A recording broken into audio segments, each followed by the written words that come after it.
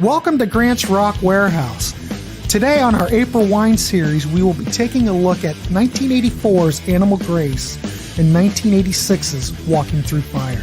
Animal Grace is the 11th studio album by Canadian rock band April Wine, released in 1984. The first single off the album, This Could Be the Right One, peaked at number 61 on the Billboard Hot 100. The second release, Sons of the Pioneers, sported a silly video dressing the boys in some crazy hot threads. But even this late in the game, Miles Goodwin and company are good for a few choice cuts. The celebrated 3-guitar lineup long gone. The rest of the band, including Jerry Mercer on drums, dissipated after this release. Walking Through Fire from 1986 was the last album to fulfill the Capitol Records contract, and boy does it show. Down to the duo of band lead singer Miles Goodwin and holdover guitarist Brian Greenway, the band produced the most un-April Wine release in its entire catalog. What will the panel think? Well, the panel is ready to go and we will start the discussion shortly. Yesterday, Brett Peters, Ryan Gavalier, and John Clauser looked at the 3 off of the soundboard releases from Kiss. Which ones do we like? Check this episode out on YouTube. It was a blast. Speaking of Kiss, Marco from the Contrarians and Brett Peters also looked at Kiss bootlegs. Marco has quite the collection that left Brett and I in awe. It's been quite a week of Kiss here on the Warehouse, so be sure to check it out. Todd Evans and I will be looking at the acclaimed Georgia band Guadalcanal Diary. We will be having a general discussion and look at their 4 Elektra releases. Guadalcanal Diary doesn't get much love these days, but we will be giving plenty of love to this great band this week. Todd will also be back for this latest edition in our Matthew Sweet series. For this episode, we will be looking at 1995's 100% Fun and 1997's Blue Sky on Mars. Todd and I are massive Matthew Sweet fans, and we are both looking forward to this one. Ryan Gavalier also returned for our ongoing Cheap Trick series. We will be looking at 1980's All Shook Up and 1982's One on One. The first 4 studio albums were all no-brainers, but we are up to that point now where things are going to start to get interesting, so stay tuned. So please like, subscribe, ring that bell, you know the thing. Let's get to our panel into April Wine's Animal Grace and Walking Through Fire. Gentlemen, welcome to the Grant's Rock Warehouse. How is everybody tonight? Great. Good. Good. I want to welcome John Clauser, Nick Esquire, and Tim Durling to the show. And of course, this is our ongoing series for April Wine, but tonight we're going to be looking at 2 records. Animal Grace, if I can get it on the right thing, and Walking Through Fire. So, I don't have to introduce April Wine at this point. Let's just get started. I think, like we always do, let's start out with Tim Durling, and then we'll go to John Clauser, and then we'll go to Nick. So, Tim, why don't you just start us off with this? Okay, thanks, Grant. This is a lot of fun. It's been a lot of fun doing these discussions talking about April Wine because nobody wants to talk about April Wine. Never mind. Now we're getting into less, more obscure. Well, we're going on the extreme right here. I'm just telling you. So this is a lot of fun. Do you want me to get my ratings too and everything? Yeah, just go through both of them and what you think, just like we've been doing with all the episodes. Yeah. So Animal Grace came out early 1984 on Capitol Records and Aquarius Records in Canada. And still, at this point, the same, like the classic April Wine lineup of Miles Goodwin, Brian Greenway, Gary Moffett, Steve Lang, and Jerry Mercer. And once again, this album was co-produced by Miles Goodwin with Mike Stone, although this album doesn't particularly sound, none of these albums sound particularly Mike Stone to me. But I'm going to say this, Tim. This album does not sound like any of the other ones that came before. No, not at all. The drums on this, it's almost like sort of a Pyromania type of sound, God. But I will say this, they're real drums. So this album for a prospective fan to jump in and listen to this album, especially a younger person, they're going to think it sounds incredibly dated, I think. But underneath of that, I think there are some really, really strong songs on here. I mean, it's still Miles Goodwin writing the bulk of the material. And the guy's got a knack for writing a catchy song. The first song and the first single of this album, one of my favorite April Wine songs. It's called "This Could Be the Right One." This is my single for it. Same, they're not on the single art, right? Choose the album cover art again. But what's unique about this is that I don't know how well this will show up, but the B side of this is a song that is not any of their albums, called "I Really Don't Want Your Love," which is a really cool rocker that would have fit right in on Animal Grace and been one of the album's better tracks. And you cannot find this song on CD or digitally anywhere that I know of, even though the albums have been re-released. That's a big oversight on the part of Aquarius Records, or Capitol Records for that matter. It's a great tune. I kind of consider it part of the album. So This Could Be the Right One hit, I think, number 64 on Billboard. It got a lot of airplay for like the first 3 weeks it was up, and then it dropped right off. It had a really, really weird video, sort of a sci-fi thing, and they've got Jerry Mercer dressed up like a Jedi Knight, and some kind of weird convoluted storyline, but a really catchy song that kind of suffers from its production. Another one of my favorites is the second track, Sons of the Pioneers, which I think is a really rocking song. Again, kind of sabotaged by the production. Third track, Without Your Love, I think could have been a single, kind of a mid-tempo, ballady type song. And we've got Rock Tonight, which is a typical April Wine rock and roll anthem. Like I Like to Rock and Roller, and they're really good at writing those types of songs. Now, I think that side one is superior to side two by a pretty wide margin. Yeah, I agree. I think that the first track on side two, Hard Rock Kid, is not bad, but then the rest of the songs, they really get swallowed up by the production, especially something like Too Hot to Handle with all of the synthesizers. And then they got Money Talks, which was a single, not a video, but just a really, really, really happy, poppy sounding song that just kind of fell flat. Now, I will say this. The ending track on the album is called Last Time I'll Ever Sing the Blues. There's a good blues song in there. And if you want to hear a really, really well-done version of that, check out Miles Goodwin's album, Miles Goodwin and the Friends of the Blues. This turned out to be Volume 1. This came out in 2018, I believe. And he redoes that song on here. And it sounds a lot better. And he still sings really good, by the way. So my rating for Animal Grace, I've always got time for it. I always go back to it. Both of these albums, I'll be honest with you, I wish I liked them both more than I actually do. I think between the two of them, you could assemble a really good April Wine album. I'm going to give Animal Grace a 7. That's my rating for Animal Grace. What if you gave it out of 5? I'd give it 3.5. Okay. I'd give it a 3.5. Yeah. Okay. Now we move on to an album that came out after a band had broken up, because April Wine went on one last Canadian tour. I don't even think they toured in the U.S. for this because it wasn't a successful album. No. Yeah. So they toured across Canada. They actually recorded a really good live album, again, that only came out in Canada, called One for the Road. Really good live album. Those guys are so good in concert. And but Miles Goodwin owed Capitol Records one more album. So he called Brian Greenway, and they ended up at Compass Point in Nassau in the Bahamas. And they've got like 3 other people credited on here. A guy named Daniel Barb on keyboards, Jean Pellerin on bass, I almost said, and someone named Marty Simon on drums. I'm going to say drum programming. Yeah.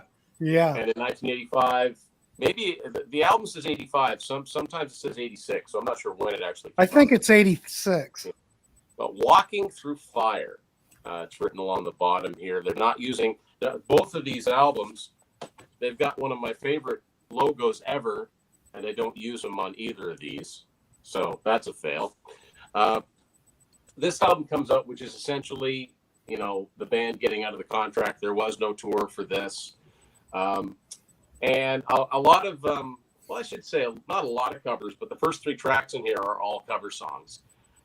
Actually, 4 of the songs in here are cover songs. So first track, and the only track that got much of any radio play, there was a video for it, was Rock Myself to Sleep. That was their attempt at sort of an anthem, like I don't know if they were going for like a Quiet Riot type of thing, something to get everybody singing along with. And they probably could have done something with it, but this entire album, I don't care what anybody says, it's drum machines. Yeah. And bad early drum machines too. It's bad. It's if not I was good. Marty Simon, I would not want my name credited on this album as the drummer, because it's either a drum machine or he's the most unimaginative drummer on the face of this earth. It's literally boom, ga, boom, boom, ga, boom. Like there's no variation, considering you have the mighty Jerry Mercer backing you up all these years. And now you've got this drum machine, which I'm sure they thought was great. Hey, we don't need a drummer. This can sound just like a. Well, don't forget, really it was the mediocre 80s. Don't forget it. Everybody was thinking Absolutely. the same thing. Absolutely. They had no idea when they were doing this that it would age so badly. It aged so poorly. Listen to, I'm a big fan of Aldo Nova. Listen to his third album, Twitch. It's mostly all Lynn drum. Like it's just these really bad, and you hit one key and it'll do the same fill over and over again, and just synthesized horns and just awful. So there's another song on here called the second single off this is a ballad, which Miles Goodman writes good ballads, called Love Has Remembered Me. I like the song. I don't like the recording. I'd like to hear a really good, even an acoustic version of this. I think there's a good song in there, but it suffers for its production. It's even got a synthesized saxophone solo instead of a guitar solo. At least give it Harder, Faster, or Nature of the Beast production. Exactly. We might be able to save it. Power play production, Right. Some of this Animal Grace production. Power play's fine. Yeah. If it sounded like Animal Grace now, we'd think, wow, that's very organic sounding. Right. Song here called Wanted Dead or Alive. No relation to Bon Jovi. It's a song by Jay Kanata and M. Soldan. I don't know. Maybe somebody out there knows if this song was done. It was probably done by another group. It's not bad. Heavy on the synths. Beg for Your Love. Kind of a catchy song written by Eddie Hit Me With Your Best Shot Schwartz, who's like a well-known, song doctor. But Miles Goodwin's a good songwriter. He didn't need help. First song on side 2 is interesting. It's called Open Soul Surgery, written by Jim Vallance. And it was originally recorded back in 1977 for another Canadian band who some of you out there may have heard of, called Prism, which Jim Vallance was a member of. Now, Prism, I got to be honest, I don't think they were that great a band, but there are people that were involved with Prism that were like vital to Canadian rock. It's where Jim Vallance got his start. It's some of Bryan Adams' first compositions. Bruce Fairbairn and Bob Rock cut their production teeth working with Prism. So very, very important in the history of like Vancouver and Canadian rock in general. The Prism version of Open Soul Surgery is much more, even though they were a synthy band too, it's much more rootsy sounding than this version, but it's not bad. The song Hold On isn't bad. It's kind of a mid-tempo, slower tempo ballad. Like I said, another one of these albums that could have been better. And unfortunately, this was the last April Wine album for 8 years. The band went on hiatus. Miles Goodwin and Brian Greenway both did solo albums. So if I give Animal Grace, 3.5 out of 5, I'm going to give this one a 3. Like I said, between the two of them, there's probably a good April Wine, a 10-song April Wine album. If you include the B-side, I Really Don't Want Your Love. That's my take on those two albums. There you go. John, we're going to throw it over to you. What are your thoughts on this? Okay. Because I know, for one, you're not that all that familiar with April Wine's work. No, but I'm getting there. So I did pick this up at a store. Oh, crap. That's not cheap either. I got this one for $3 at a store. So I was very surprised. I haven't had a chance to listen to it yet, but I did get this. Yeah. That's the second of the two albums they did when they reunited in the 90s. I think the one before it, Attitude's a little bit better, but that's not bad. That's Hey, not a bad album. I just stumbled on it. I'm like, I'm gonna grab it. It's better than what we're dealing with right here. Well, It is, absolutely. Animal Grace, though, I haven't got to Animal Grace yet, but I don't mind that so much. But anyway, John, give us your thoughts. Okay, so Animal Grace.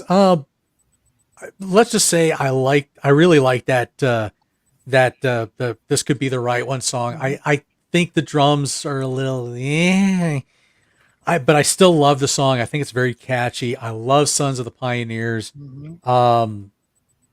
Without Your Love kind of has a bit of a, to me it feels like a Journey song. I've always thought that too. I always thought the little guitar licks and it reminded me of Neil Schon. Yeah. So, Rock Tonight I thought was good. I thought Hard Rock Kid had a good, decent riff. Money Talk sounded like a pretty typical 80s song at the time. I really liked The Last Time I'll Ever Sing the Blues. I thought that was a very strong, very catchy track. I don't know. To me, it just sounded very samey throughout this whole album. It wasn't. I felt like I was kind of treading the same kind. I almost felt like we're getting into kind of AC/DC territory where you kind of know what you're going to expect, and so it kind of has this little bit of a samey sound, but it was still really good. There was still some really. I probably like Animal Grace a little bit more than Walking Through Fire. Probably a lot more. Let's see. What was some other notes I had thrown down there? Yeah, I didn't really have any other notes on the songs because I felt like I would have just been kind of repetitive. But I really felt that the Strongs were very strong here throughout the entire album. So for me, I actually would give this about a 6.5. Okay. So I really dig this one. Walking Through Fire, however, here's my take on, really, this is kind of how I feel for both of these albums. I almost feel like these albums could be like a soundtrack to some 80s movie.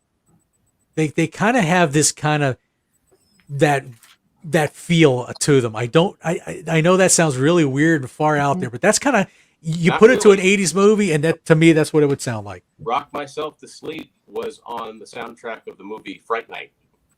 Oh, yeah. See, John, I forgot about that. There you go. You're tuned right in. All right. Yeah. I totally forgot about that. I haven't seen Fright Night in God knows how long.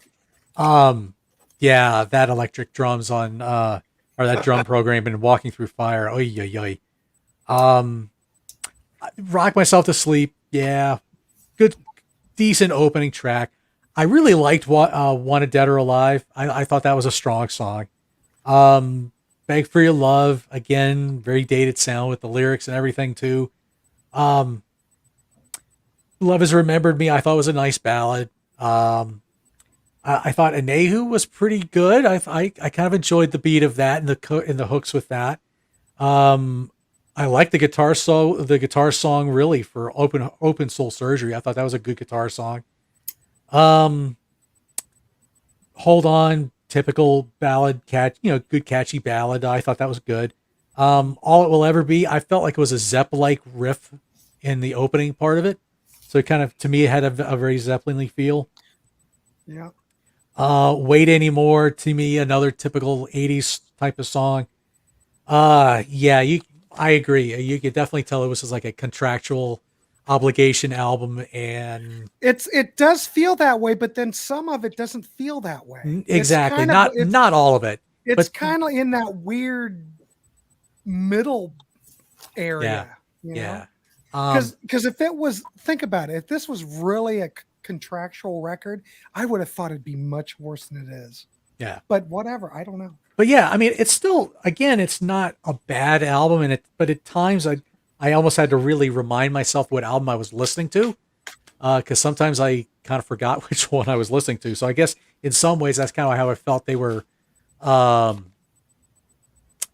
But maybe it was a little bit of the same. That's kind of where I was feeling the samey feel, But I agree with Tim. I mean, if you pull some of the great songs from both these albums, you could have one really killer album. So I would give this one probably a 5. So I'm probably a little bit more generous, I think, than 5 out of 10, or just okay. Yeah, so I'll just give it a 5. What, a 2 out of 5, maybe, probably. Yeah, 2.5. Okay. I don't want to. I don't Wow. want to completely slag it, Well, you guys but are a lot better than I am on this. but Well, I I'm looking at the greatness that came before. So when I look at it, I'm like going, well, what is going on? Though I've written a lot of notes here tonight. So, well, John, I appreciate it. That's you giving it higher reviews than I would. Not I've all. enjoyed. I've enjoyed them. It's this has been a nice journey to go through these albums, and I can't wait to get to. Is it pronounced Frigate? Yeah. Frigate. Like Frigate. Well, the next Okay, that's thing what we're I going to thought. do, I know this is going to be, we've started this whole series out totally because I didn't know we were going to do a series here. The next two we're going to do are the first 2 albums. Oh, so you're gonna go? So you're gonna go George Lucas and Star Wars on us? Yes. Yes. We're going to do the first 2 albums and Oh, then boy. we're going to go, and then or we could go to the later ones. Once we're done with this episode, once we're done recording, we can talk about it. Because we are at a crossroads right here, gentlemen. Very much. Yeah. There's two quick things I forgot to mention. That Rock Myself to Sleep was written by Kimberly Brew and Vince de la Cruz, who were members of Katrina and the Waves. Yes, Song was I forgot to also read about that. the same year by Starship on their album Knee Deep in the Hoopla, which I wouldn't brag about that. No, I don't even think I've heard it. I've never even heard it. And I also have a really weird version of Animal Grace. I thought you guys could kick out of. This is from Spain, this cassette. And Wow. It says Animal Grace on the cover, but on the side, it's El Encanto Animal. I like it. There you go. Just because this is the Capitol CD of this. That's cool. I don't have that one. If anybody has ever seen it. Yeah, Wow. that's rare. Here's what the Y'all CD saw what I looks got, like. so Yeah. the But I BG. have to admit these BGD Capitol version. CDs sound pretty good because they're not really futzed with. Yeah. I mean, I got this the all early came out in CDs the tend to 80s. sound better, right? Like you talked about the Target CDs. I think Yeah. the early CDs do sound better. I've got the Harder, Faster, Nature of the Beast, and Animal Grace, the Capitol versions. The rest of them are all Canadian. Yeah, the Aquarius. Capitol versions are better. Yeah. But whatever. That's like for another discussion. Yeah. But here on this channel, it'll go on a tangent. So we all welcome tangents here. But let's run it over to Nick. Nick, Thanks, I'm Grant. interested to see what you have to say about these 2 records. Well, thanks, Grant. I'll start with the pros of Animal Grace first. Okay. I thought that Animal Grace of 9 tracks had 5 really solid, strong songs. The first 2, including the single, and it was one of those crazy things where I heard it and I said in preparing for this, and I'm like, I heard this back in '84, Right. and I lost track of it, and I haven't heard it again. It was never played on radio, and I liked it when it came out, and I can't believe I forgot about it. But That's fun when it happens. yeah, but exactly, and it doesn't happen often. But Right. this could be the right one. Is a really strong song, and not to be outdone, the second song, "Son of the Pioneers," is excellent. It's as good as anything they've ever put out. It could have been on. You First can Glance. quote me on that. It could be on first. Those tracks could be on First Glance. It It could be could. on Nature of the Beast, Harder, Faster, Power Play. Classic April Wine. Yep. The other 3 songs I felt were strong were Hard Rock Kid. I like it a little bit more than Tim. I thought I had a great hook. I kept singing it in my head over and over again. And I'm usually the guy who likes a little harder stuff. I actually like Too Hot to Handle, albeit rip off from the UFO track, but I didn't mind some of the weird, quirky synths in there, and I like that song. And I'm surprised that, and it was bothering me. I'm like, am I hearing drum tracks on this thing? Am I hearing programmed drums? And Tim is telling me no. So that's good. But Well, maybe some There of the ones has on to be side some- 2. There has Maybe a to be little some bit. drum Okay. machine. Because Because- the first time I said to myself, well, I think I'm hearing actual acoustic drums with a real bass was Give Me That Thing Called Love. So I did like that song because the sound of that song does not fit with the rest of the album. And it was like, okay, well, maybe it was a different production element, but that to me, I knew we were hearing Jerry Mercer and I knew we were hearing Lang on bass, which I enjoyed. So that to me was a standout track. The other 4 maybe okay, but because of that 80s production sheen, I just couldn't find where the track was, but those other 5 just jumped out at me as really strong songs. Yeah. Another pro, the songs were written by the band. They sound like they care. They sound like they're, even though they're trying to be relevant, I can, even though through the production sheen, I can envision them live. Okay. So through that, I liked it. It reminded me of an album that I listened to a lot in the mid 80s. I go back to it now, I cringe a bit, but the third Fastway album, it's called Waiting for the Roar. Waiting for the Roar. I listened to that album a lot, and it had some of the same production elements, really 80s. And the songs are good. You just go back now and it's a little cringy. But you know, so those 5 songs that jump out at me are like classic April Wine. Here are the cons. The production is brutal. It's just really, really rough. It's Murky. really rough. It's almost like a Phil Spector Wallace sound type of thing. Well, And, you know, like what Tim was saying, we're looking at these other Mike Stone productions. It doesn't sound like Nature the Beast. no. It doesn't sound like Power Play. What is, I don't know No. where this is coming from. No, exactly. And you know, and not only you've got the elements with the drums and is the bass programmed or not, but even the guitars are neutered. So it's got that. And I always 3 guitar players. exactly. And it sounds like But it's half got of that. one. It's got that like Exactly. flangy, digital delay, flangy process thing that like I know it was a lazy '80s thing. Right. But here, even April Wine, which you know their calling card could be these 3 guitars, even that was sort of like neutered. But in the strong tracks, you can kind of like hear how it would sound live. So I would give this album a 6. And I think if they re-recorded it, it would be like an 8 or an 8.5. So that would be an album like I'd take it back, strip it down, do it over again because they're really good songs on that.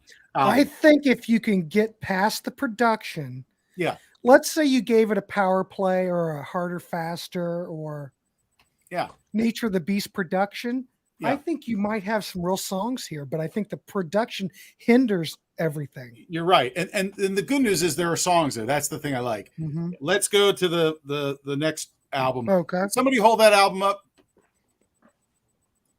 There's the, yeah. So I see that Les Paul. I think what happened here is that guitar was actually burned in the fire, and then that was the only guitar they had. Yeah. Because that guitar disappeared, and then it was like the shit. It was like synthesizers and programming this so they lost their Les Paul. You know, all these guys, and they couldn't hunt up another guitar, and that was the problem with the album. But boy, that album is brutal. And I'll give you my grade first on this one. I'm gonna assume, because again, I haven't heard all 16 albums. I'm looking forward to this. Well, we'll get there. I can't imagine they did a worse album than this.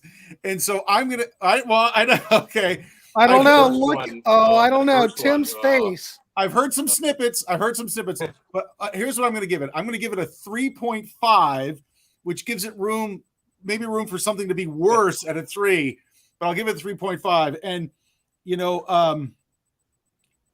there's 10 tracks, 4 not written by the band. It shows. Mhm. The song that Tim sort of liked by the guy who wrote "Hit Me with Your Best Shot" was I'm going to beg you for your love or something. That has one of the worst lyrics I've ever heard. Oh, that's not one of his better. You can Oh. tell that was a throwaway. It's all like, oh, Eddie Schwartz wrote a song. Well, let's record it, and they listen to it and go, well, that's not a very good song.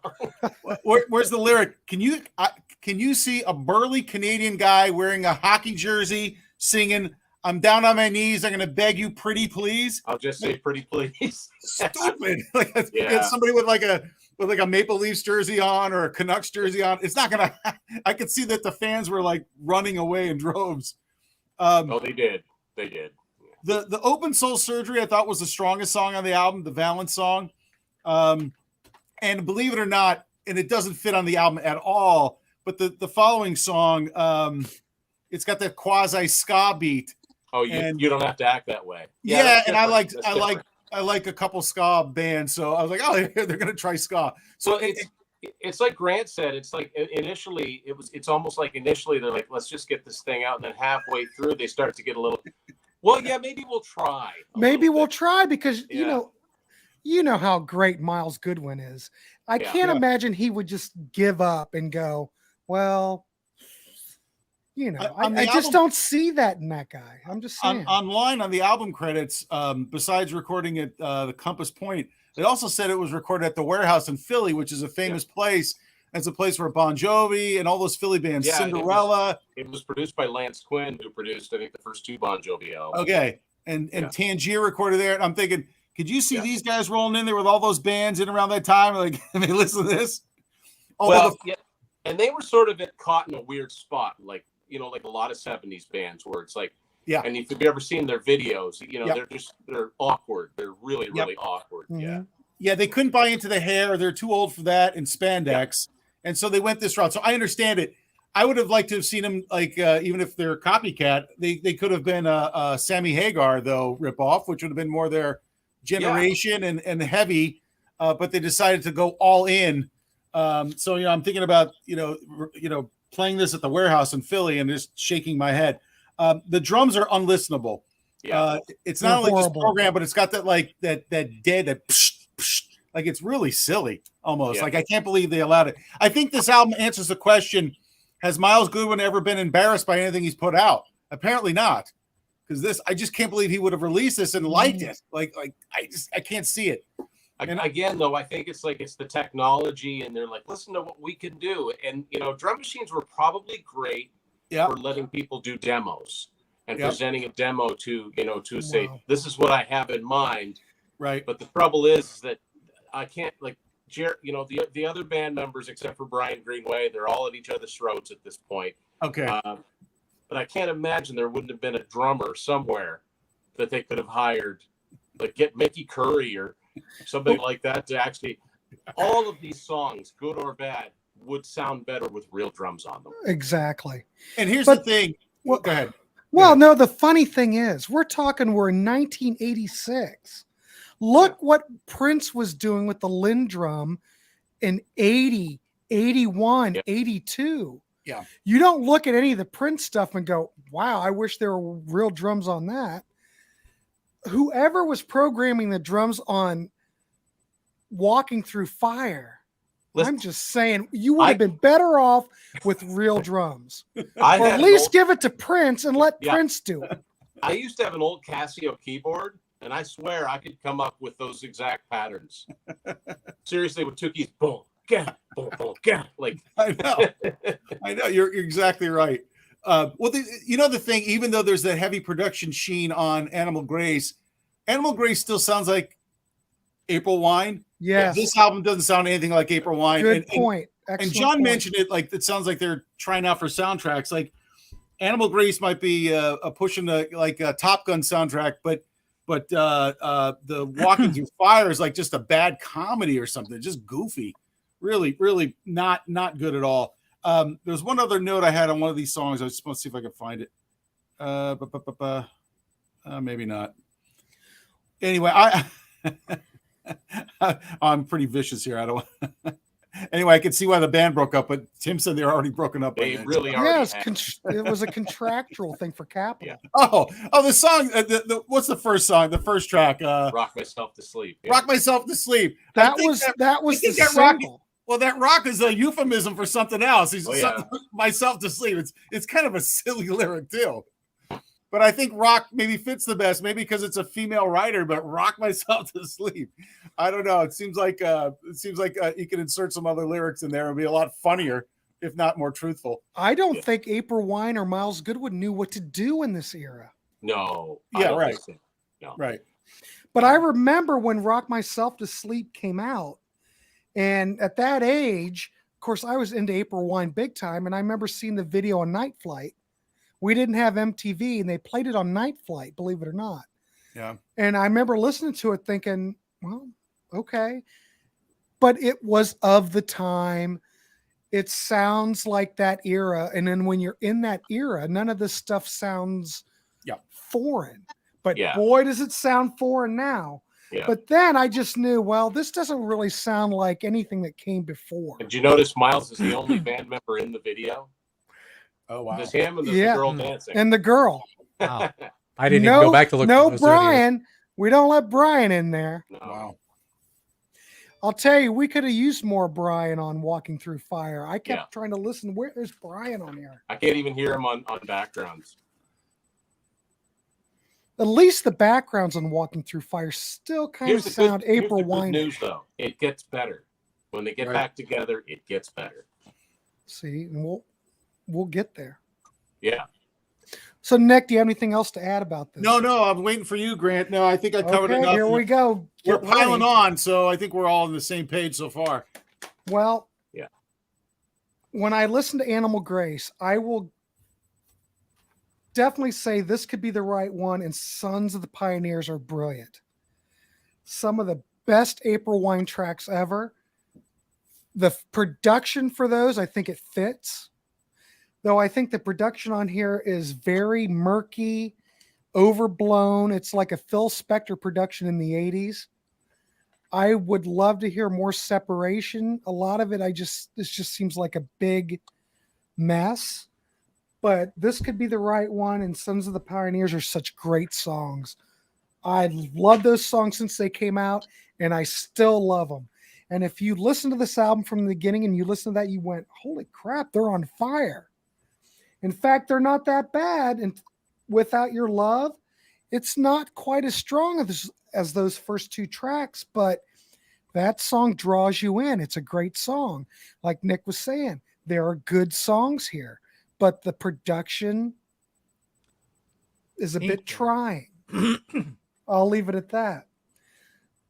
Rock Tonight. What if Rock Tonight would have been on Harder, Faster, or Nature of the Beast? Just going to leave it that. Get rid of the production that it was stuck with, and let's go back and rethink this song. I think it'd be a great track. Hard Rock. I know that Tim said that there are real drums on here, but I don't hear any real drums on Hard Rock at all. No, it might not be the whole album. That sounds, okay. And that's the only one on the album that someone else wrote.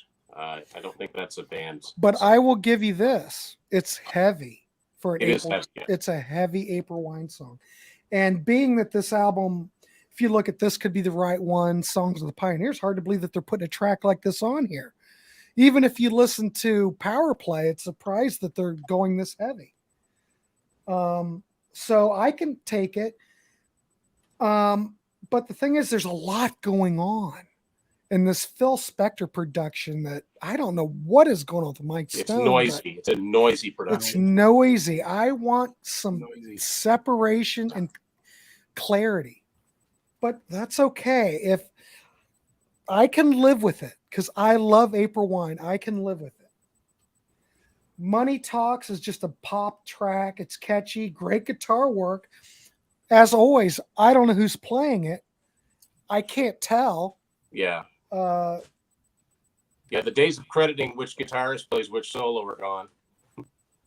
It's just that the songwriting, remind me, Money Talks, is that a Miles song or is that outside writing? I actually think that Miles wrote all of them except for Hard Rock Kid, and that's one of the bones of contention, which is why they ended up breaking up for a while, because the other band members, every song on side one, and all the songs except Hard Rock Kid. Oddly enough, Hard Rock Kid was written by a guy named Tom Lang, no relation to Steve or Bud. Okay. Well, basically the way the album progresses, it seems like the songwriting diminishes. Yeah. And Miles Goodwin is such a great songwriter. I don't know. The question I was going to ask you, Tim, before I started this, I was going to ask you this. The Power Play Tour.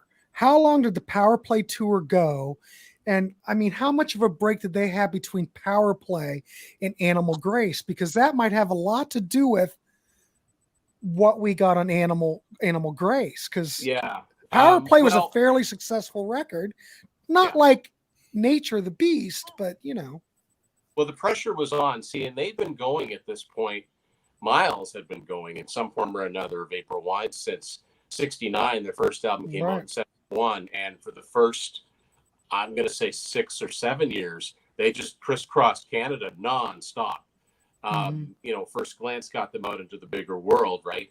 Harder, Faster did really good. Nature of the Beast did exceptionally well. That made them sort of a worldwide band for that period. Power Play was a down step. So now the record company's probably on his, I'll say, we got to get back up to platinum, Miles. Come on. And couple that with the inter-band tension. And I think that Power Play Tour probably went on until sometime in 83. Okay. It was the first time, I think, and this happens to every veteran band, it was for 83, if I've got this right, I think 83 was the first year there was no new April Wine album. It had been probably the longest gap between studio albums. I think it came out in January or February of 84. Yeah, I think he was feeling the pressure to come up with songs. And I think that, the record company probably maybe heard this could be the right one. Sons of the Pioneers say, great, you got an album, go record it. Right. Could be. I mean, that's the way I hear it. Yeah. And I'm not trying to fault the band. They only can do so much. I mean, Miles is not a machine, for crying out loud. No. And after all these years, of course, there's going to be, you can't keep up. But Give Me That Thing Called Love, I immediately thought Pink Floyd for some reason. That whole intro, and there are so many sections to that song. But actually, I kind of like that track because it is kind of adventurous. I'm surprised they even pulled off anything like this. Too Hot to Handle, okay track. It's got good guitar part.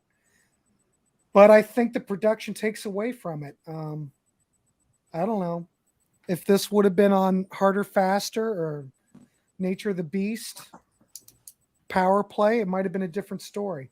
Last Time I Ever Sing the Blues is just a generic throwaway. It's not anything. It's much better on here. Much better on here. And that's what kills this record is the production. Yeah. And like I said, this could be the White One and Sons of the Pioneers. The production doesn't bother me. Those are so freaking great. Yeah. The songwriting just kills it. And if you like the Animal Grace songs, I seriously go on YouTube, type in April Wine, I Really Don't Want Your Love, B-side of this song. Could have fit right in on the album. It's a rocker. It's better than some of the songs that made the final cut. And I don't know, this is like a separate conversation, but wouldn't you have thought that they would have put that on the box set? I don't know who's running the catalog, but holy crap. When I did my episode where I go through my April Wine CDs, I go on a huge rant against Aquarius Records because April Wine have at least 5 studio songs that were B-sides that have never appeared on CD. They've never appeared digitally. They've never even appeared on cassette, all the way back to the second album. And this is just one of them. So there's at least 5 April Wine songs that most people would have never heard because they were just B-sides and they never ended up on a proper even a reissue of the CDs that they were supposed to come with. And that's a big oversight. And that it's not like, they can't go in the vaults and find them. Mm-hmm. I guess they just don't feel that there's any market like of all the classic rock I don't bands, know. They have not been treated correctly as far as reissues go, and they deserve better. Oh, I agree 100%. Yeah. So Ernesto, you're saying that Kerrang gave Animal Grace 4.5 stars? They gave Walking Through the Fire 4.5 stars, which is absurd. Wow. That's a complete joke. I mean, so tough shit on Kerrang. Whoever gave it that rating really missed it. They obviously didn't listen to anything. 4.5 stars. What would they have given? Like Harder, Faster, and Nature of the Beast? Oh, 8, like 15 or 20 stars. Yeah, I don't know about Animal Grace, but I noticed on Walking Through the Fire. But yeah. All right. So you said Animal Grace was 4.5 stars. Okay. Wow. Well, I would give Animal Grace a 3 out of 5. So I'm going to assume that would be what? 6, 7 out of 10, maybe. Yeah, that's a 6 out of 10. Yeah. I feel secure with that. It's not a bad record by any means. Like I said, I love the first 2. All aside one, I'm fine with. It just progressively gets worse. And all I can say is about Walking Through Fire is how the mighty have fallen. 80s sounds, poorly aged, bad production, horrible drum sounds, rock myself to sleep. But like I said, when that video came out and we heard it, I mean, at that time, I was just so hungry for some kind of April wine product. And when I saw that on Night Flight, I was pretty excited, though I did seem to think that, wow, well, this is kind of different. This really isn't my April wine, but, you know, I was trying to support it. I mean, if this had less of an 80s production, I could see this as being a great April wine anthem to some degree, but the production's just horrible. Wanted Dead or Alive. Is this like a Jafria track? The synths, it sounds like Pretty Flashdance to me. It's pretty synthy. But Miles, I will give Miles props on this. He sounds great on this record. His vocals are great across the board. I will give him that. And then I wrote a note on here, where is Brian? Where's Brian? And the other thing that drives me crazy, and we've talked about this in other episodes, are the shout vocals on here. I hate shout vocals. And I don't know if it was Peter Jones. We were talking about, I can't remember what program, but I remember Peter Jones talking about he couldn't stand these shout vocals like Bon Jovi and stuff. Well, we've got them right here, and it's horrible. Beg for Your Love. Not too bad. It's not bad in an 80s way. It's kind of like Michael Cimbello to me. I thought this was also off Flashdance, maybe. There's your 80s soundtrack. There you go. But if you put it in context of when it was, I mean, it's okay. It's not April wine, kids. If you're looking to get an April wine, don't start here. Christopher, wait a minute. Just finished Nature Beat 2 out of 5. Oh, Christopher, for God's sakes, I'm going to get rid of that comment. Love has remembered me. Nature of the Beast, there's not an April wine fan in you, I don't think. Christopher, I love you. No offense. Yeah, that's. But do not listen. Okay, wait a minute, Christopher. I'm going to throw this out there. Go out and listen to Walk Through Fire, some tracks if you can find it, and report back. Seriously, do it. Yeah. Yeah, I'm Christopher. I'm just giving you crap. Love has remembered me. Oh my God, is that a Yamaha DX7? Because I almost threw up. I thought it was a Chicago track. It made me nauseous. But I wrote on my list as my notes. I said Miles sounds good here, and he really does. He does. I wish they put a guitar solo on it, not that the synthesized sax. I mean, that wasn't necessary. Wait a minute, Ernesto. What was 2 out of 5? That's what commenting on. Gave Nature of the Beast. Yeah, he's commenting on that. Yeah. You're saying Nature of the Beast got 2 out of 5? No, he's commenting on what Christopher said. Oh, sorry. I'm trying to. Yeah. It's hard to produce and do the spiel. Yeah. Okay. So anyway, Love has remembered me. Typical 80s ballad, but you have to admit, gentlemen, for a typical 80s ballad, it's not bad. It's as good as anything else in that era. I just don't want this from April Wine. Right. I'll just give you that. What's the other one? Anjo? Anayo, I think it's. I can't pronounce that for God's sake, especially without my glasses on. I don't know who thought that was a good idea, but I thought that was horrible. Is that a theremin on there? Does anybody know? It sounds like a theremin. It's probably a synthesizer trying to sound like a theremin. I'll give them some props for that. That's creative. Open Soul Surgery, I just wrote on here, nope. Trash. You don't have to act that way. I think that there's a good song there somewhere. It's not an April Wine song though. That's a Toaster song. But there's a good song somewhere. I don't know where it is, but it's there somewhere. It's in Jamaica. Maybe. Hold On, ballad. I wrote on here, drums sound like cannons, and I don't like that at all. And the keyboards on here were horrible. I think you're kind of getting my drift on this record. Do you like it? Yeah. Oh. I mean, I've got the Capitol CD. I will keep that forever. But there's That's the Miles curse of for being the a hell fan. of it. You gotta take the good with the bad. Right. All it will ever be, and the thing that I kept thinking in my back of my mind, I think this is the production kills the song. I think it's a great song. Put this on Nature of the Beast with that production, and I think you might really have something. And it's funny that I think that because it's so late into the album. But okay, I'll go with that. Wait anymore. What a sad ending for such a great band. Of course, Right. the band is no longer, Right. but bland writing, horrible, horrible stuff. Yeah. I give this record 2 out of 5, so maybe a 2, 3.5, or 4 out of 10. I'll never listen to it again. John gave it good marks, this album, so he's the high man. Well, So, I'm yeah, weird. like I said, both of these albums, I go back to them wishing I liked them more than I did. But when preparing for this, it basically didn't change. I still like Animal Grace quite a bit better. oh, it's like light years Light years. compared to absolutely. Walking Through It's Yeah. like brilliant compared to the other one. And I was being extremely generous with that five out of 10. So, I think but I couldn't see it be I anything don't worse think I gave than the that. highest ratings of anyone, and they weren't that high. No.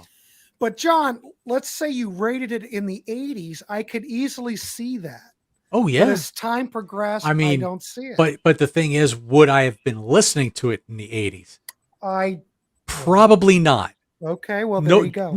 Knowing what I was listening to in 1984, 1985, probably not. I probably would have. That probably would have been something I would have passed on. So I'm just being honest, knowing what I was listening No, to. you're at the good. time. You're good. Well, all about doing these shows is listening to these records. Mm-hmm. I'm trying to throw out stuff that people aren't covering. And for God's sakes, I love April Wine, and we're doing an April Wine show for crying out loud. I love getting the chance to talk about this band because they're definitely one of my favorite Canadian bands, and they're probably in my top 20. They're the band I've seen in concert more than any other. They always put on a good show. And speaking of in concert, the only live version of anything off either of these albums I know of is on One for the Road. This Could Be the Right One is the only song from that's on there, and it's a good version. I wonder if I can find it. I got something that you guys would be interested in. If I can think- find it. I think I know why I got this thing for $3. Why? Somebody wrote disc jockey 9694 on the back of it. Oh, that belonged to a radio station. Cool. Apparently. That's So what this that is. yeah. This is which version is this? This is a can't I read think this. it only came out in Factor? Canada. Yeah, I think it says Factor is the Factor, record label. Factor, no, it's a FRE Factor or something like that. Factor is something that Canadian government does to help Canadian musicians. Right. The record label on that album and the one before it is FRE, which Right. stands for Flood Ross Entertainment. I've got that King Biscuit CD, Grant, and it is awesome. This Wichita, 1980 Power Play Tour. I highly recommend. Highly recommend this. This is the band at the height of their powers. That's King Biscuit. Yes. Don't Yes, you from say, Tim? 1982. Height at their powers. This isn't bad though. This is the Animal Grace tour in 1984, and this one isn't bad either. As a matter of fact, this CD is expanded because it's got songs on it that weren't on the LP, like Future Tense. I like the fact that they were doing "Ooh What a Night" at this particular point. Yeah, they did it on here bands too. on here. Yeah. Oh yeah. No, that's the King Biscuit albums tend to be pretty good anyway. But I was really excited. It was like the late 90s. I saw that in the store and I couldn't buy it fast enough because it's the first thing I'd seen from April Wine that was new in 5 years. Mm-hmm. But yeah, if you want to hear a live version of This Could Be the Right One, this is, I think, the only officially released. See, I need to pick that up. I've not heard that. Yeah. Is that a Unidisc? What pressing is that? It's Unidisc. See, This is another thing about Aquarius Records that annoys me. They put all the April Wine studio albums out, but they didn't put any of the 3 live albums out. And it wasn't until Unidisc bought Aquarius out, and they started putting these reissues out in the late 2008, 2009. Now, I'm not a big fan of Digipacks, but it's better than nothing. So they put out this, the 74 live album, and then the Live at the El Macambo, none of which existed on CD prior. So, yeah, I was particularly excited to get this one. So this is recommended too. This, if you like this, the King Biscuit one, you'll like this one too. Oh my God. But the track listing on here, it sounds great. Highly recommend this. They are on fire on this. Yeah. Good. Hide at their powers. BM Bolt says, I pretty much checked out on April Wine when Animal Grace came out. Yeah, I can see that. Friend of mine owned it and Walked Through Fire. I taped them from him. I like few songs on each, but never bought them. And I think that's a pretty good consensus, because neither of them certified. You know, they weren't successful albums. Right. That's a deep track. I Can Hear You Calling. Well, Christopher, we're going to eventually get to those records because we're going to cover all of these April Wine albums because we all think that they should be heard. And I will have to admit, I haven't heard all of them. So this is a bit of a journey for myself as well. So it's going to be fun. The cool thing is that because we're doing them in pairs, I just did it in my head. I think I'm right about this. There are 6 albums prior to First Glance, and there are 4 after. Walk That's Through right. Fire. So it evens out. We just have to decide which way we want to go first. But, we'll talk about it. Yeah. But Christopher, please tune back in because this series will keep going. Well, gentlemen, I think we covered it. Does anybody else have anything to add on these? No, I'm just thankful that we all pretty much lined up the same way because I had trepidation. Is someone going to really defend that Walk Through Fire album? I'm like, please don't, because my eyes were going to pop out of my head. Now, don't forget, everything goes back to 8 tracks with Ernesto, and of course with Tim Derling. Of course, look, listen, Ernesto and I are 8-track buddies for sure. Yeah. Well, Tim Derling, do you have the quad of Dark Side of the Moon? No, I don't have any. Ernesto has that. Yeah. Yeah, Ernesto's 8-track collection puts mine to shame. Does it really? Yes. Wow. Ernesto and I did an episode, and you can see a little bit of his collection, and it is massive. Yeah. And Live at the El Macambo is fun because it's another, there's a few examples of where the track listings are different between the U.S. and Canadian versions. Well, that's the other thing. I don't know if we should look at any of these April Wine live albums, but we can talk about that later. I'd kind of like to look at them. I don't know. They have a lot of live records maybe on the live stuff. Yeah. Because there is a DVD and there was a home video. Not a lot of home video though. I mean, I'll leave it up to the panel. We can talk about that later. So, Ernesto, you really have that on 8-track? Wow. I've got all of them on 8-track, I think, that exist by April Wine. See, it would be easier to get them on 8-track in Canada than you probably would down here. You might think so, but it took me forever to fill in the first album, Electric Jewels, El Macambo. Those are not easy to find on either side of the border. I think Power Play is the last one on 8-track.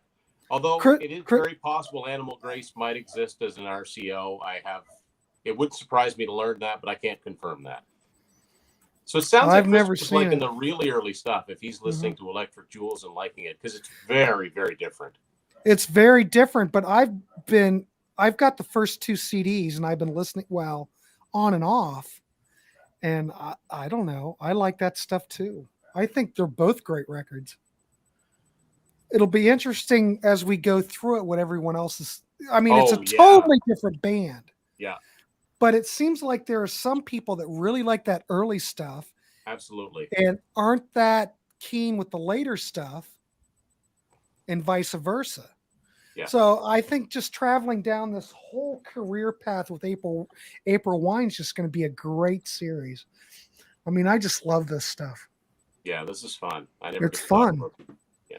I talked to Wait a minute, myself you about got these things. Ernesto, you've got 2 copies? For God's sakes. Are you talking about El Macambo and Ernesto? I think so. I wonder if it looks like the one I got here, which looks like this. This is a U.S. Columbia House Oh, a Columbia House pressing. I'll be darned. on London Wow. Records. Pretty red. You know, card. there can't be that many of those floating around. No, again, you know, I had to find an American copy. It's one thing that's, you know, April Wine were massively popular in Canada. Mm-hmm. It's really easy to fill in the vinyl collection, although One for the Road is hard to find in any format. For some reason, that live album I held up. But as I've said to Grant, I collect variants of April Wine cassettes, and I've got a ridiculous amount of them. And there are a few variants in Canada that I know exist that I still can't find. So it can't, you know, it's not as easy as you might think it is up here. Yeah, you would think. Although I do have El Encanto Animal. And that's awesome. And that says something right there. Yeah, that says I'm crazy. Crazy. Nah, you just love it. You can't help it, Tim. For God's sake, man. Yeah. Is that an April Wine cap? Oh yeah, I got this. Yeah. I saw them in '98. I need one of those. Yeah, it's a nice hat. It's a nice hat. The other thing I want to mention that we didn't touch on is I think all those records post Harder Faster. No, I'm going to say First Glance. They had the April Wine logo. Decent covers. The cover of Harder Faster, great cover. You have to admit Just cool, that. yeah. Nature of the Beast is good. Power Play is good. What happened to I don't know. Animal Grace and Walking Through Fire? And why would they abandon that great April Wine logo? It's one of my favorite logos ever. And both of these covers would have at least looked better with the logo on them. And especially, like, what is that? Like, both of them, what is that? Yeah. It's just, you know, this. But I don't understand. Did they just not care? I don't get it. I need to read Miles his book to see. Maybe he touches on it. I'm gonna have to order that book. I don't remember seeing. I've got the book. I don't remember him talking about that, but I don't understand it because they do have. And even on this, the one that came in between, which this didn't even come out in the States. But what is what is that logo? When When you have such a brilliant logo, yeah. What is the problem? Evidently, they were just trying to sabotage them. I don't know. It's weird. I have no idea. I don't understand. I think they're just floundering and looking for something new to get new momentum, and it just didn't work. Fell flat. Well, I mean, Power Play wasn't as good a seller as Nature of the Beast, but I mean, it charted fairly higher in the States. Enough is Enough was a single. I bought the damn single when it came out. I mean, I don't know. I don't know. The thing is, like all of these classic bands we talk about, most of them have peaks and valleys in their career. But the first time that you're in a valley after peaking, you don't know that it's not you're desperate to get back up. Right. Sometimes you got to wait a little while, and they actually had to break up and go away for a while for people to miss them, especially up here in Canada. And that's the problem is when they got back together, because they were never able to secure a U.S. deal again. They put out what I think are two fairly strong albums, one of which John showed us, the Frigate album, and then there was Attitude before it, but they never got a U.S. distributor for them. And I think that, because if you don't have that, you're not likely to get the tours down there. Mm-hmm. And thank God they brought the logo back. Yes. Yeah, they did. Yeah. I don't think branding meant as much back then as it does now. But it was such a I mean, they're logo. not That's all I'm saying, you know. If you talk about Aerosmith, look at Done with Mirrors. Mm-hmm. Where's the logo? One of the best logos ever. Of course, they didn't use it on Night of the Ruts either, but, you know, I don't know. See, I don't understand that either. But, you know, we weren't there. No. You know, the band probably didn't have that much to say about it. Probably by walking through fire. Miles probably tired. I'm just saying. Probably just ready for a break, ready Probably, for a and break. they took a break. Yeah. He moved to the Bahamas for a while. I think he's still down there, isn't he? Oh, I think he's back up in Canada somewhere. I'm not sure where. But Oh no, I did see a recent interview with him, and yes, he's back up. He's got a new album coming out with a weird title. It's called Long Pants. Anyway, do you have that? Do any of you guys have that? The Brian Greenway album or the Miles album from that back in this era? I used to have Miles' album. I don't like it very much. I mean, I've got both on vinyl. I found that Brian Greenway album for like $1, and it's a promo. Yeah, I've only heard the one song off that Danger Zone, the one that he had the video for. That I think Alex Lifeson plays the solo on that song. But Brian, I mean, I always liked Brian's vocals. I would loved it when he would, Before the Dawn and right down to it. I think that they should have used him more. 21st Century Schizoid Man. Oh, he was great on that. Yeah. I don't know. But Miles' album was very pop. Yeah, I didn't care for it at all. So I don't have it anymore. I've just got his 2 blues albums now, which are both pretty decent. Mm-hmm. He still sings great. Like, he's still a great vocalist. Yeah. Yeah, I love his vocals. I mean, like I said, the highlight of Walking Through Fire is just his vocals. Yeah. I mean, he sounds great still. So I don't know. Waiting for the April Wine documentary. See, that's another thing too, Ernesto. It's like most of these classic bands at a certain point get a documentary done, and they deserve one too. I wish. I don't know. Maybe Banger Film. Well, let me ask you this, because I'm not really familiar. Like in Canada, is Aquarius like an independent label, or is that considered a Canadian major label? They were fairly popular in Canada. Aquarius Records were distributed initially by London, but then they got picked up by Capitol Distribution. This is very mid-'80s. Their big success story, aside from April Wine, was Corey Hart. That was his. He was on like EMI Manhattan in the States. Yeah, he was on EMI. Yeah, I remember Canada, that. He was their big success story, like from '84 to like '86. Well, I know Sunglasses at Night. That was big in 1984. Yeah, Never Surrender was a big song for him. Oh too. My God, He was huge. Yeah, I didn't realize he was on Aquarius up in Canada. Yeah, in Canada, his albums were on Aquarius. Yeah. So Aquarius would be considered. They were like independent. They were like a semi-major label. They weren't like there's a lot of companies up here that started with A. So there's Anthem, Aquarius, Attic, and there's another one that's not coming to mind right now. But Aquarius, Attic Records was not a major label. They were big. Bullseye. Bullseye's a big reissue label. What's the other one? Is Attic? Oh, Alert Records. That was the label that Tim Nicol recorded for. But Aquarius was probably bigger than any of those. They always had major label distribution.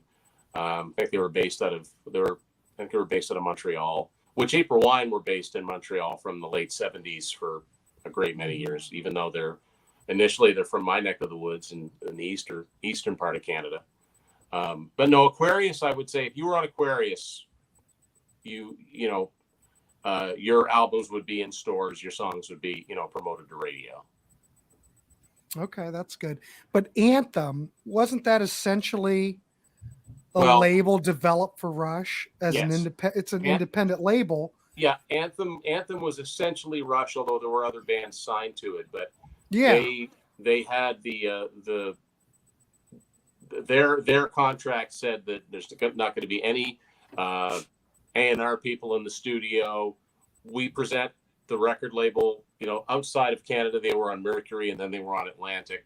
But in Canada, Anthem basically said, Anthem went through 3 distributors. They had Capitol, then they had CBS, and then they had MCA, or what became Universal after a while. But initially, Rush were on Mercury, just like they were in the States, from the first album all the way up to All the World's a Stage. it's possible to find Canadian issues of those albums on Mercury. Not the easiest thing to find, because usually what you'll see are the anthem reissues. But yeah, well, I will say that's this. almost an interesting topic unto itself. Independent labels or quasi-independent labels. I know this has nothing to do with April Wine. Well, no, it doesn't. I do know from the Steve Hoffman forums and looking at other things, if you get any Rush CDs, the CDs you want are the original first issue Anthem CDs. They sound far better than anything else.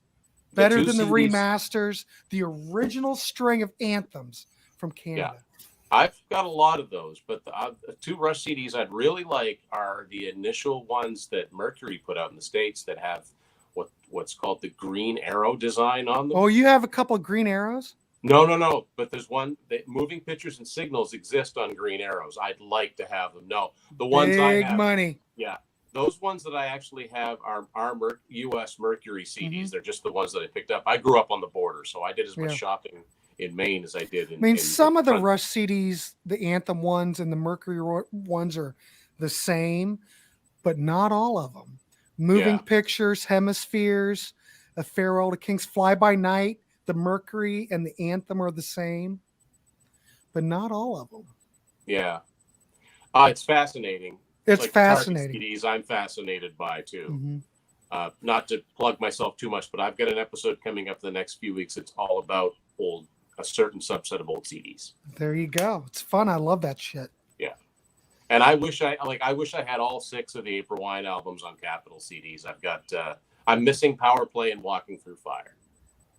I've got the other ones. I mean, they're around. Well, this one's Harder, Faster. Power Play's more around than this is. Yeah. Don't forget, this never sold at all. No, I'm surprised. Well, you can tell that that's when the CDs were initially made. Otherwise, they never would have bothered. Right. There's no Capitol reissues of those. I think they did reissue Harder, Faster, Nature of the Beast a couple of times. Yeah, because I've got the original Harder, Faster, which is on Digital Audio Corp. It was pressed by Columbia, Sony, whatever you want to call it. Right. And with the black printing, and then went out of print. Yeah. Then they brought out the red print on it. Yeah. Mm-hmm. Which looks pretty cool, but it's not the original. Yeah, I've got 2 of those original Harder, Faster ones. That's awesome. Because if I ever see them, I just buy them. But I never see them. So I've only seen it twice, other than when it originally came out back in, it might have been 85, 86. Well, it must have been, I'm thinking probably 85, 86. That's another thing about the Target CDs and that whole discussion that I like is the fact that a lot of times in the early 90s when albums would come out and they'd have a sticker on them, say first time on CD, it's like, no, it's not the first time on CD. That they've been out of print for many years. Right. Yeah, there was one I saw the other day. It was the ELO remasters, and I don't remember which ELO CD it was, but it had a hype sticker said first time on CD, and I went, well, that's wrong. Yeah. Or first time on CD in the USA, which again, I know when Hollywood put the Queen albums out, they tried to brag that. It's like, well, no, because News of the World and The Game. They all came out in 85, 86 in the UK, and those usually sound better than any of them. Yeah. Just more tips for you people out there. And of course, no one cares about CDs like I do, but And don't just look at the case and say, well, I've got that. Open it up, see what the CD looks like. Sometimes that makes a difference. Right. Totally does. See, Nick, how this totally went off in a direction that you would never have thought of. What are they talking about now? I mean, John's just sitting there all calm, but he goes, there they go again. I'm just taking it all in. He's taking it all in like he always does. Well, gentlemen, I think we've covered it because now we're talking about CD pressings. Yeah. Does anybody, John Clauser, do you have anything to promote or discuss before we wrap this dog up? Got nothing lined up on my channel. I'm doing stuff on other folks' channels. We got the YouTube chat coming on tomorrow night. We've got on Brian's Vinyl Destination. We got Best of 1992 on Peter Kurz. with Peter Kerr, Rock Daydream Nation. Mhm. I'm sure nobody's going to be very surprised at my favorite album from 1992. Anyway, let's see what else we got going on. I don't know. I might be surprised. You never know.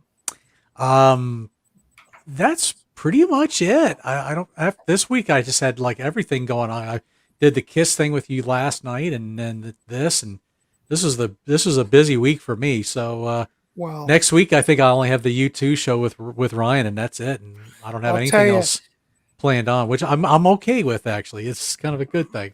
Gives me a chance to not have to prepare, cram so much to try to prepare when I don't have the time to do it. Well, Sometimes. I'll tell you this, John. Todd and I were going to do the Guadalcanal diary thing tomorrow night, and then we had the U2 thing tomorrow night. Mhm. I said, Todd, can we move this Guadalcanal diary one, because there's no way I can do all of it in one day. I can't prep both of them, you know. Yeah. So we're doing that in August. So, but he was going to come to me and go, well, I was going to see if we could move that too.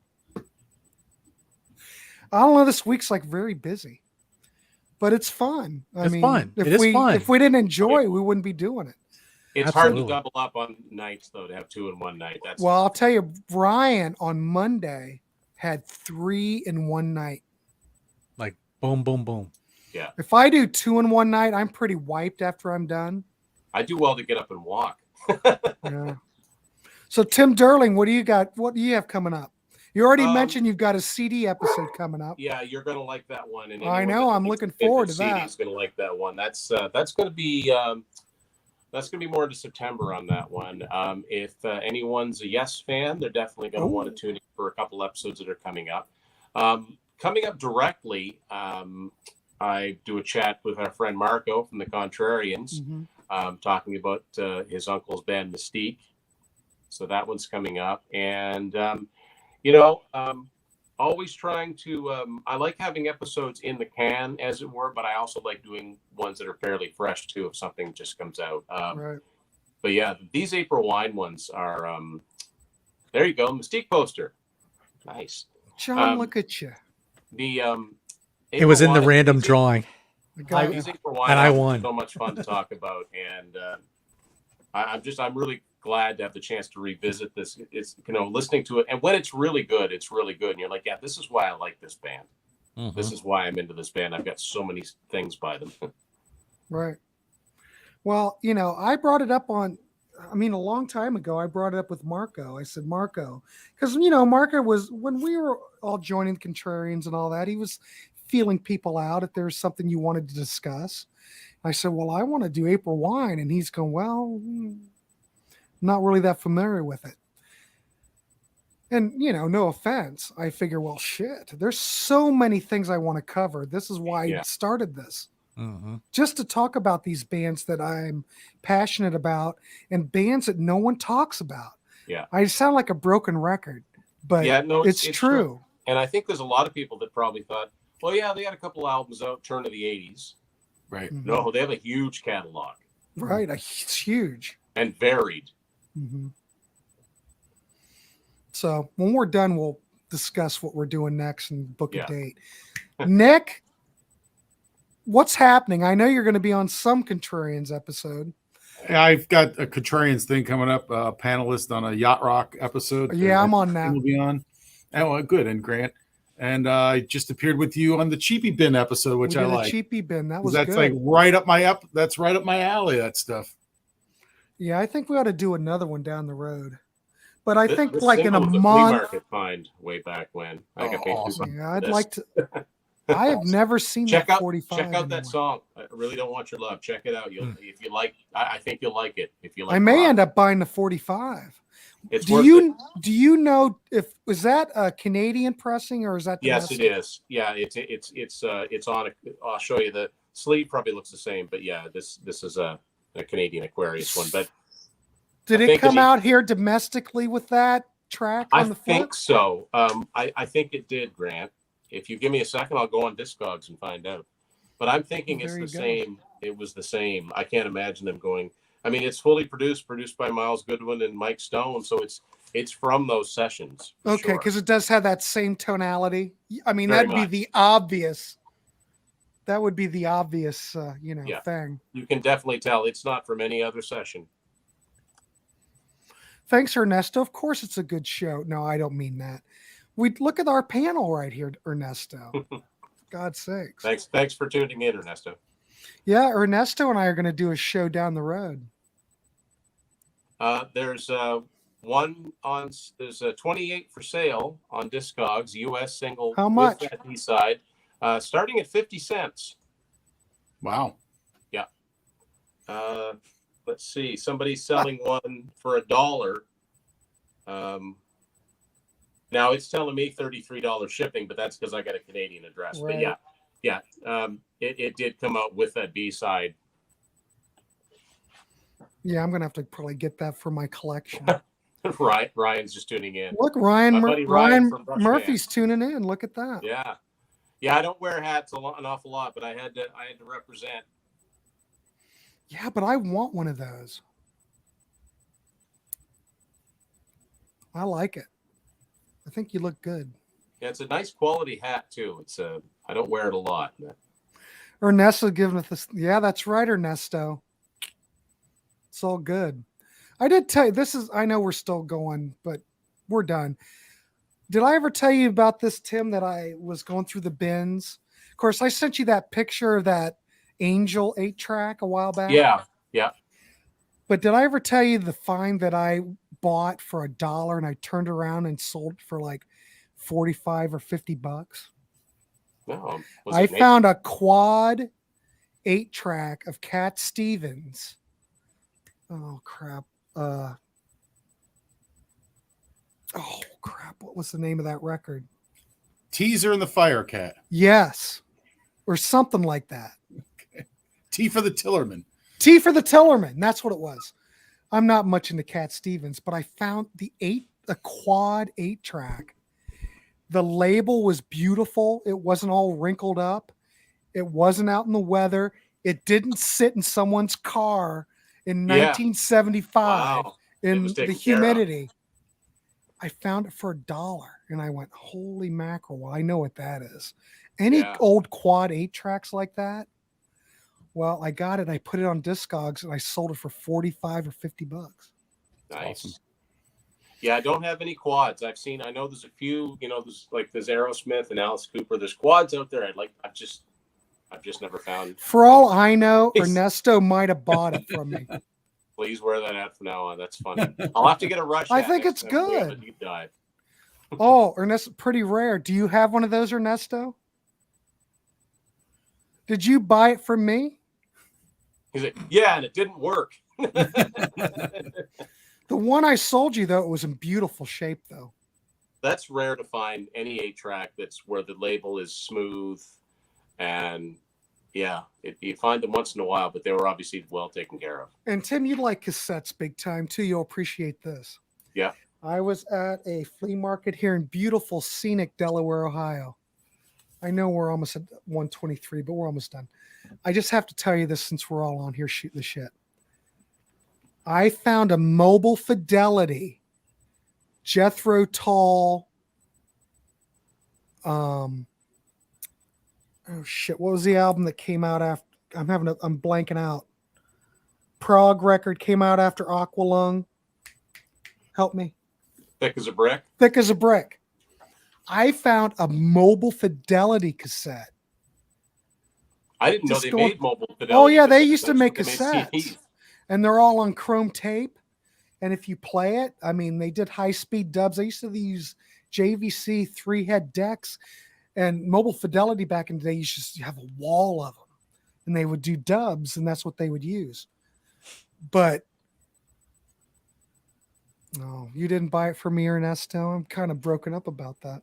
But anyway, yeah, I'd never seen one in the wild.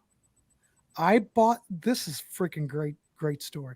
Bought it for $1. And I thought, well, this is really cool to have. But I put it on Discogs and sold it for 75 bucks. Wow. Wow. I played it. It sounded fine. I didn't hear any dropouts or anything. And that's really impressive for an old cassette, because even if it's, stored well. Cassettes just lose oxide, or they lose top end, or They could, but I bought a lot. I've got like a crap load. This is why I wanted to do a show with Todd, but I never did it. You should see the collection of sealed cassettes that I have that are just, they're all, they're blanks, but old TDKs from the 70s. I've got a crap load. And Todd Evans has a crap load too, but that's cool. He and Ryan were doing that cassette episode. So I said, well, it's an episode on sealed blank cassettes. But all the ones that I would open up and use, they sound fine, because cassette tape was formulated different than back in the day when the reel-to-reel tapes that you always hear that have to be baked. Yeah. Cassettes aren't like that. You don't have to bake cassettes. They don't fall apart like those old Ampeg those Ampex tapes, or those old 3M tapes that were using shitty whatever they did. I forget what the formulation was, but cassettes don't suffer from that. So if you buy a used cassette that's sealed, as long as it's stored properly, it should be fine. Okay. Cool. Ernesto, you've got some? I bet you do. All right, gentlemen. So Nick, you said you're going to be on the Contrarians. Anything else coming up other than what we've done? Or okay, that's enough. All right. Well, I think we've had a great discussion, gentlemen. I think we can wrap this dog up. Please, I'll put everybody's link down there. I think everybody's link's already down in the bottom anyway. But please subscribe, leave a comment for this. Subscribe to Tim's channel. Subscribe to John's channel. We're going to stay on after we're done, and we'll decide what we're doing for our next episode, and we'll book our day, and then we'll go from there. So anyway, people, thanks for tuning in. Thanks for reel to reels you have to bake. Something to do with the formula. Cassettes, no baking. Anyway, so thanks for tuning in. Thanks for leaving comments. We'll see you on the next one. And there you go.